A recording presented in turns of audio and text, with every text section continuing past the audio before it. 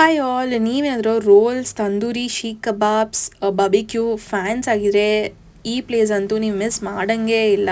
It's a must visit place ಅಂತಲೇ ಹೇಳ್ಬೋದು. So ನಾನು ಹೇಳ್ತಿರೋ ಈ ಜಾಗದ ಹೆಸರು ದಿ ಗ್ರಿಲ್ ಹಟ್ ಅಂತ. ಇದೆಲ್ಲಿರೋದು ಅಂದರೆ ನಮ್ಮ ವಿಜ್ಞಾನ್ ನಗರ್, ಕಗ್ದಾಸ್ಪುರ ಮೇನ್ ರೋಡಲ್ಲೇ ಇದೆ.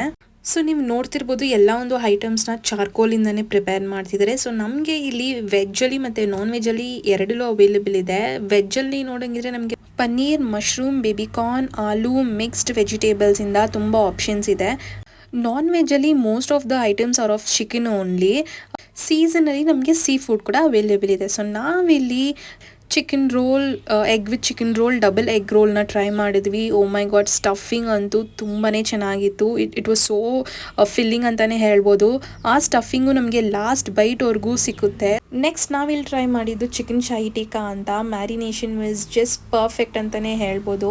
ಟೇಸ್ಟ್ ಅಂತೂ ಅಲ್ಟಿಮೇಟ್ ಅಂತಲೇ ಹೇಳ್ಬೋದು.